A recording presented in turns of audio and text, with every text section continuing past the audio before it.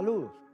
En este instante que el programa sale al aire, este programa es grabado, nosotros estamos, el señor Enrique Ochoa y yo, en un acto que se está realizando en la Universidad Central de Venezuela, en el auditorio de la Facultad de Ciencias, con el rector Drago, con el rector Peraza, va a hablar Stalin González, va a hablar también Luis Augusto Romero, la señorita Marisela León, que es presidente de la Alianza Sindical Independiente.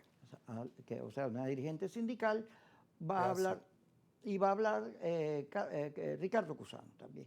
Y tiene otros aditivos que los iremos comentando, pero estoy aclarando que o sea, el acto está pasando, estamos contando que salga bien, ¿no? Exactamente. Sí, que no vaya a pasar como en Estados Unidos, que sale un loco y lo mata a todos, o cae un terremoto, una bomba, el misil, se tronca de ahí, ¿no? O que no hayan ocurrido los bombardeos. Sí, o que no haya ocurrido nada malo de aquella.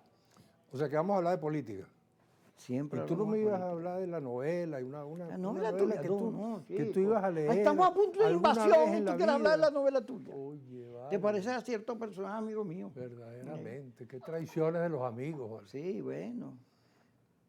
Dale, los amigos arranca con la política. Los amigos son los hermanos que uno escoge. Yo tengo un mal criterio para los amigos porque yo me consigo unos amigos, primero me quitan las novias. Cuando van a la casa y se meten al baño, se roban todo lo que pueden. Si tú les prestas prestado, más nunca los ves. Pero son amigos. Oye, pero por cierto te voy a decir, en la novelita aparece la Cuarta Flota frente a las costas. ¿Cuál novelita? ¿La tuya? En la mía aparece la Cuarta Flota. Sí, todo esto. Aparece 2 veces la Cuarta Flota frente a las costas de Venezuela. Ah, caramba, ya vamos a hablar de eso. ¿Qué te parece? Sí, pero como tú eres amigo mío. Profeta, un poquito. Los Simpsons también tienen esa cosa tuya. Ellos también apareció la Cuarta Foto ahí, muy parecida a la predicción. Fíjate, voy a hablarte de algo que me preocupa mucho. No lo tenía resuelto y lo resolví ayer. Vamos a ver. Se me resolvió, fíjate.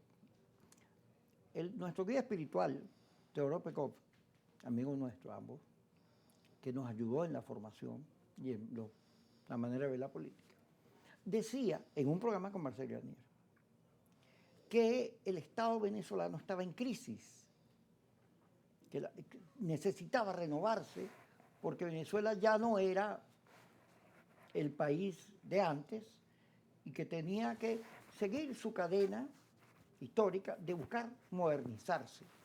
Pero la crisis del Estado es que era un Estado presidencialista muy grande, poco efectivo, muy poco eficaz, y era un Estado que tenía profundos problemas. Arturo Lapietti decía que este era el único Estado, el único país, donde la gente vivía el Estado y no al revés. En los Estados Unidos, Europa, en Asia, el Estado cobra impuestos y vive de eso. Aquí no, la renta petrolera, todo el mundo vive el Estado. Entonces el Estado se deformó, se convirtió en una cosa grande. Como es presidencialista el país, imagínate tú, el presidente es un rey que utiliza la renta petrolera a discreción. ¿Cómo no? Paga cosas. Pero en la utilización de la renta petrolera había un tema. Fíjate, ya te capturé. Ahí vamos más o menos. Mira, había un tema. En el gráfico de Aníbal Batista, el famoso gráfico sobre Venezuela, el petróleo aparece en 1925, 1930, y de allá en adelante comienza una cosa a subir, la flecha del gráfico sube, hasta que llega en 1977 y comienza a bajar. La explicación que se le da a eso es que la nacionalización petrolera produce eso. Y de 1977 al Viernes Negro lo que hay son unos tañitos. O sea, esa caída produce el Viernes Negro cuando los políticos agarraron la industria petrolera, lo que hicieron fue, primero, los ingresos lograron para pagar las deudas de los organismos y del Estado, salarios y una inversión en infraestructura, pero no había un proyecto de desarrollo, pero también, y ahí es donde descubro la clave, en una entrevista de Carlos Granier con el que era esposo de Carlos Rangel. De Sofía, Carlos Rangel. Marcel sí. Granier con Carlos Rangel. Sí, yo la veo y dice, fíjate, Carlos Rangel, la sociedad americana, el petróleo es del que tiene la tierra, y entonces le paga al Estado una parte de los ingresos que recibe. Y entonces ese tipo que es dueño del petróleo, que produce mucha ganancia, agarra e invierte en la sociedad y esa inversión le permitió a Estados Unidos construir trenes, edificios, hierro, cosas, o sea, facilitó el crecimiento porque no lo gasta en la burocracia del Estado ni en los compromisos, sino lo invierte en la sociedad. Esta es la clave. Esta es la clave del problema, porque nosotros no hemos podido, con tanto dinero petrolero, conseguir el camino del progreso, porque claro, los políticos, que no son economistas, ni gerentes, ni nada de eso, tienen una manera de actuar en la cual, bueno, ven la industria, fíjate que ¿cuántos presidentes de PDVSA están presos? Sí. Sí. Ajá, ¿qué opinas tú? Bueno, fíjate, quizás la cosa no es tan simple como decir porque se nacionalizó el petróleo, las cosas empezaron a ponerse complicadas en Venezuela. En los años 80 y en los años 90 ya se había hecho en Venezuela prácticamente un consenso que lamentablemente después del 98 se echó para atrás, que era reconocer que el Estado tenía que redimensionarse. Nadie ponía en discusión que el petróleo tenía que seguir siendo del Estado. La propiedad de la industria petrolera, eso no significa que el negocio petrolero no se pudiera privatizar.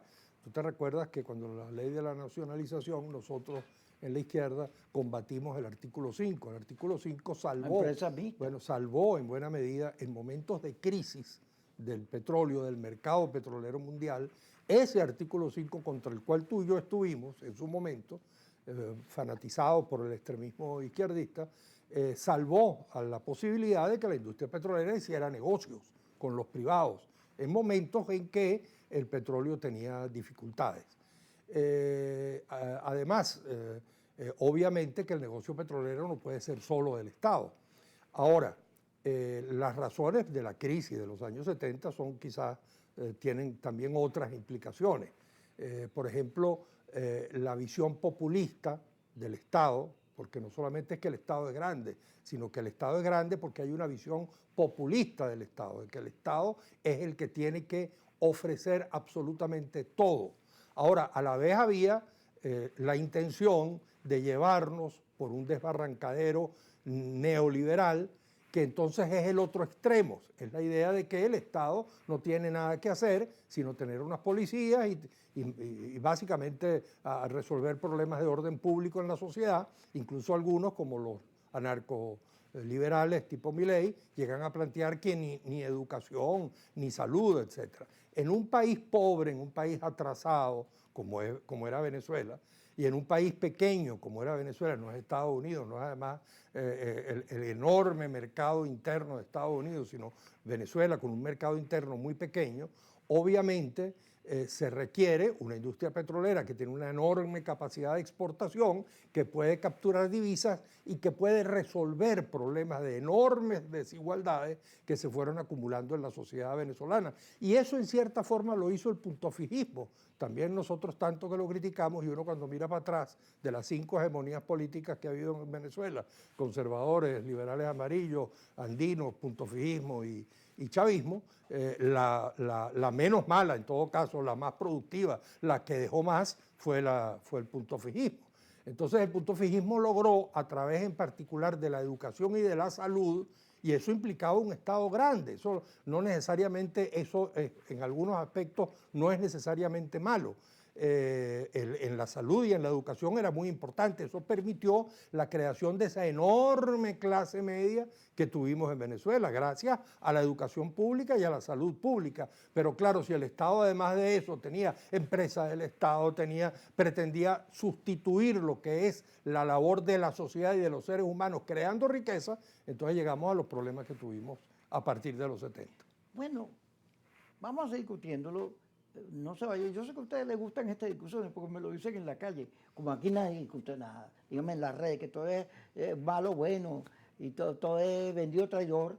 Pues, esas discusiones son pertinentes porque en este episodio que estamos viendo hoy, que no sabemos qué ha pasado, pero todas estas amenazas tienen que ponernos a pensar sobre cómo hacemos para que Venezuela salga adelante y no viva siempre metido en un desequilibrio, amenazas, claro, confrontaciones, odios, etcétera, etcétera, etcétera. Ya regresamos.